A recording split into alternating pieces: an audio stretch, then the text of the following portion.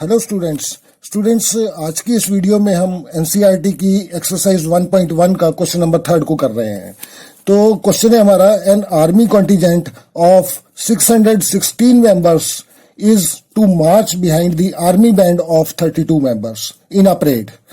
The two groups are to march in the same number of columns.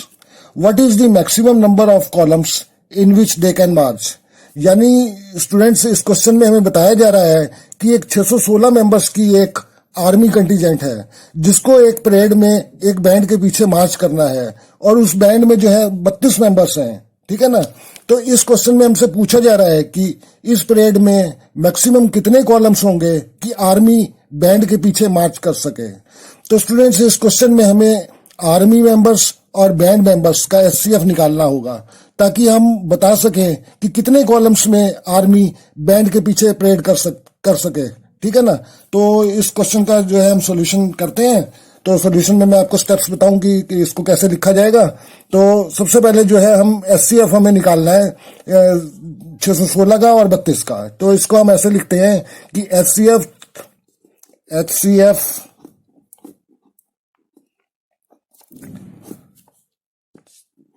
616 and 32 will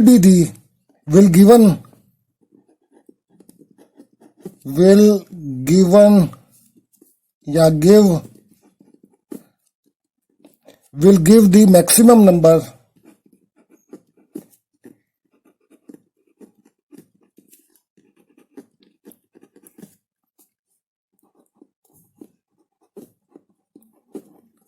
maximum number of columns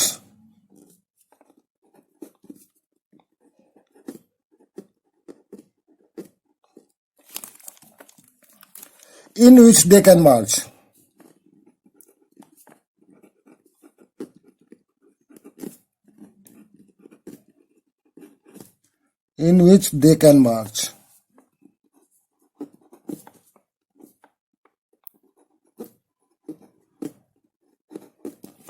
तो इसका जो है हम लिखेंगे कि इसलिए मैक्सिमम नंबर ऑफ कॉलम्स जो है हमारे जो है therefore maximum number of columns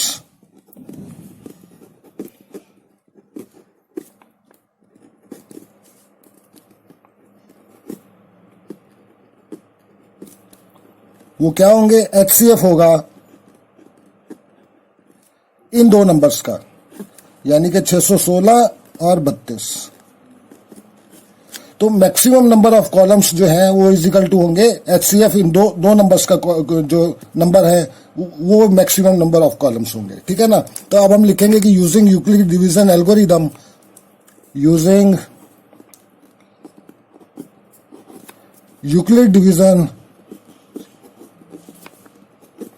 Euclid's division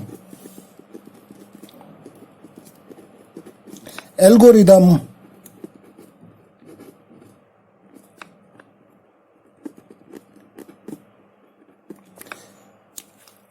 we divide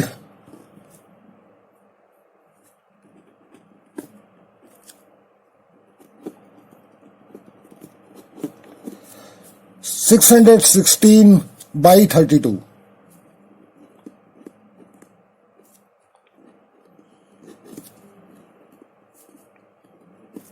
to obtain।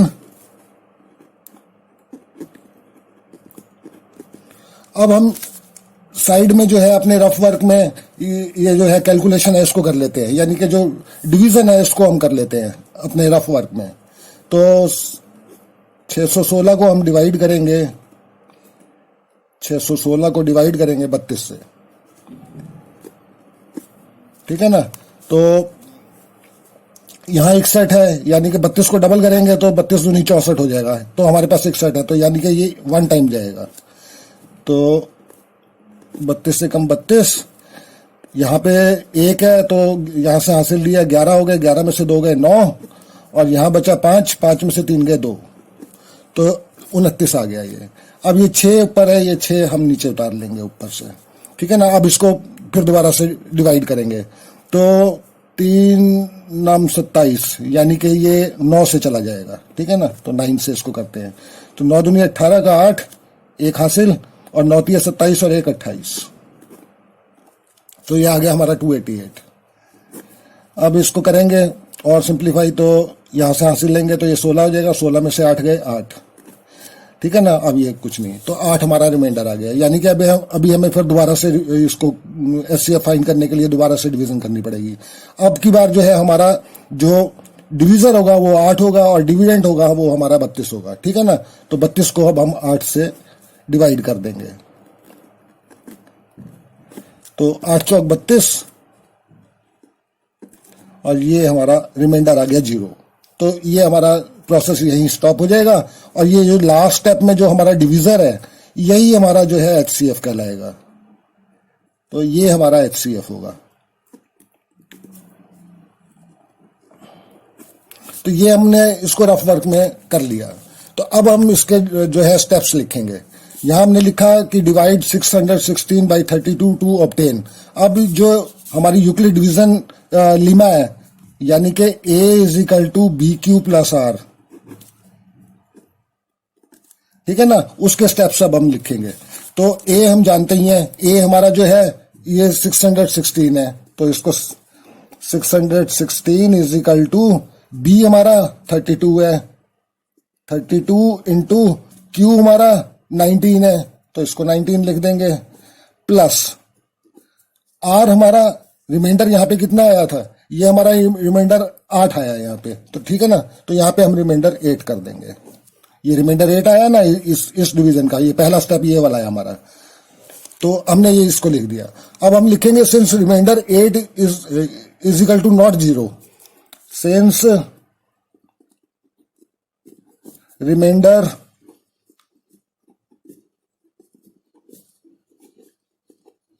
8 is equal to not 0, so we apply Euclid division algorithm again. So we apply Euclid division algorithm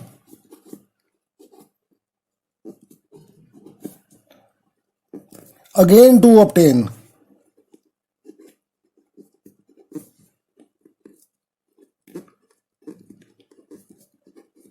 तो अब जो है हमने जो सेकंड स्टेप करा था, इस स्टेप को जो है मैथमेटिकल फॉर्म में, जो यूक्लिड डिवीजन लीमा की जो मैथमेटिकल फॉर्म है उसमें हम लिख देंगे।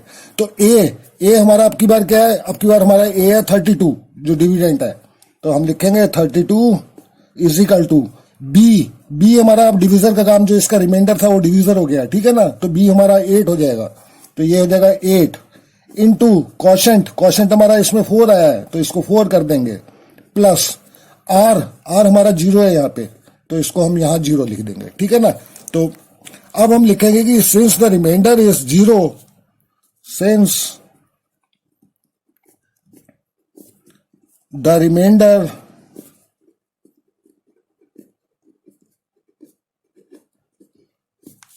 is 0,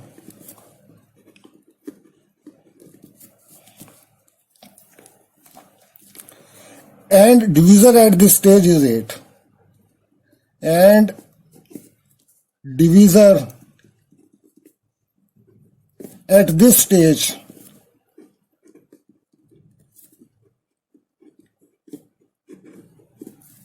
is 8. तो therefore HCF दोनों नंबरों का HCF यानी कि 616 एंड 32, ये हो जाएगा हमारा 8। तो हम लिख देंगे therefore they can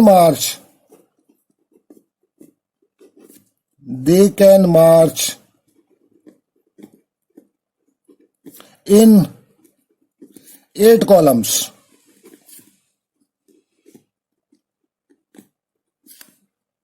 each. ठीक है ना। तो स्टूडेंट्स ये क्वेश्चन जो है हमारा इस तरह से हुआ और इस क्वेश्चन को मैंने आपको पूरा डिटेल में समझा दिया है, ठीक है ना। फिर भी अगर कोई मेरा स्टेप आपको कोई समझ में ना आया हो या कोई किसी स्टेप में आपको कोई प्रॉब्लम हो मेरे स्टेप में, किसी भी स्टेप में समझने में, तो आप मेरे को मेरे कमेंट बॉक्स में उसको लिख दीजिए, ठीक है ना, ताकि मैं उसको और अच्छी तरह से एक्सप्लेन कर दूंगा उसको अपनी नेक्स्ट वीडियो में, ठीक है ना। तो स्टूडेंट्स मैं आशा करता हूँ कि मेरी सभी वीडियोज आपको अच्छी लग रही हैं।